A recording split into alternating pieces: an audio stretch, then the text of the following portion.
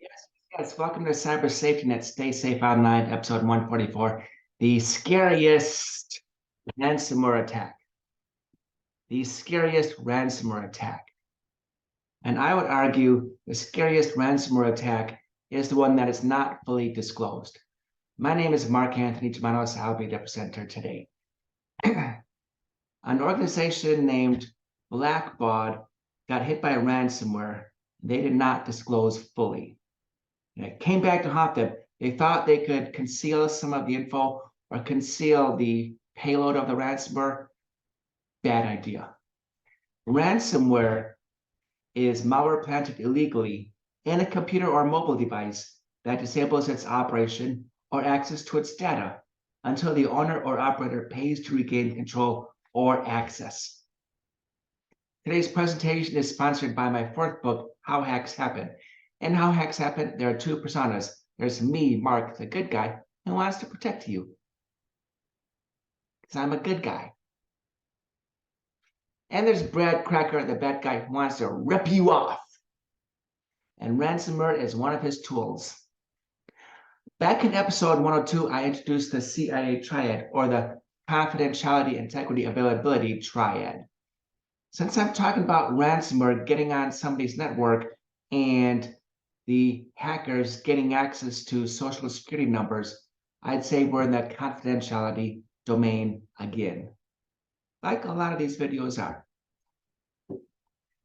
The organization that got attacked is called Blackbaud, and they're a cloud services provider for hospitals and universities. And here's what happened to them. In May of 2020, they had a ransomware attack. And in July, 2 months later, they wrote a disclosure.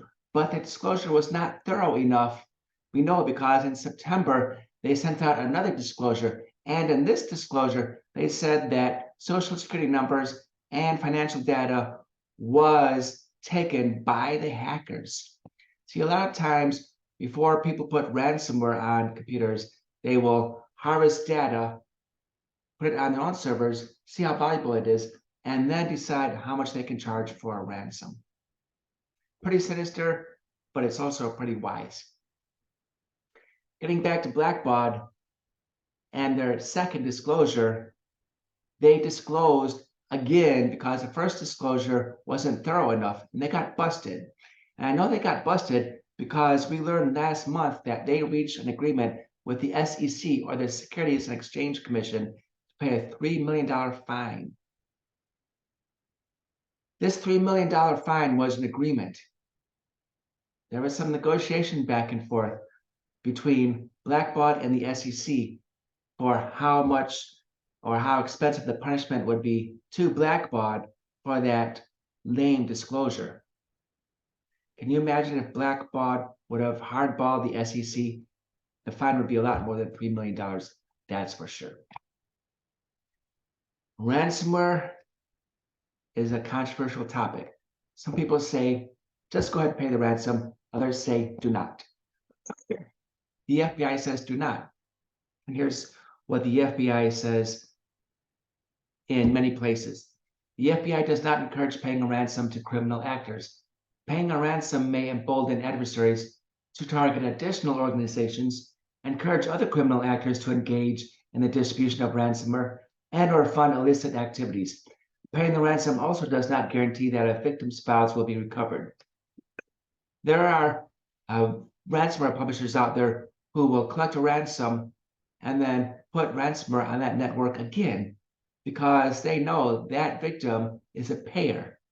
They paid once, chances are pretty good they'll pay again. It's like the local pizzeria. You go to the local pizzeria to buy a pizza, you give them your name and your email address. Then a month later, they send you email with a coupon for more pizza. See, they know you already bought pizza from them. Chances are pretty good you'll buy pizza from them again. Good strategy. Ransomware publishers do that too. If you get hit by ransomware, you document everything you see, document your screens. Also, turn off your computer and call the IT department. Now, after calling the IT department, Do not interfere with the IT department as they try to troubleshoot. I've had multiple occasions at clients where something happened. Either a server became unavailable or the internet access was gone, and I walked back to the server room. But on my way to the server room, people bombarded me in the hallway, and they'd say, Mark, I can't get to the J drive. Maybe the server's down. Mark, there's no internet. Mark, I can't get to my email. Mark, I can't web surf. Mark, I have a deadline. Mark cannot solve the issue if you can't let him get to the server room. Let the IT people do their work when they're in troubleshooting mode. Enough said. Some of my peers feel that it's not an if question, but a when question. When you get ransomware, what do you do? And what you should do in advance is have a system image backup ready to go in case you need to restore your server. I have a disaster recovery test, and I'm not the only one out there doing this, okay?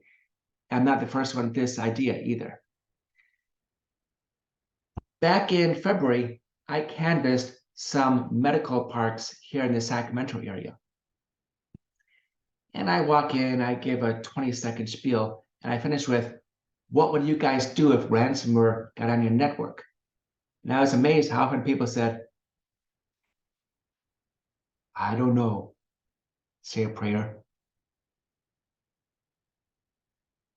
You need a response better than say a prayer. You need to have system image backups. If you already have backups, test them. And of course, give me a call. You need to be ready for ransomware because it's not an if question. Instead, it's a when question. I know your time is valuable. I know there are other places you could have been, but you chose to be here. You chose to listen to me, Mark Anthony Germanos, tell you that the scariest ransomware is the one that hits a target and the target does not disclose. Thank you, everybody, for watching.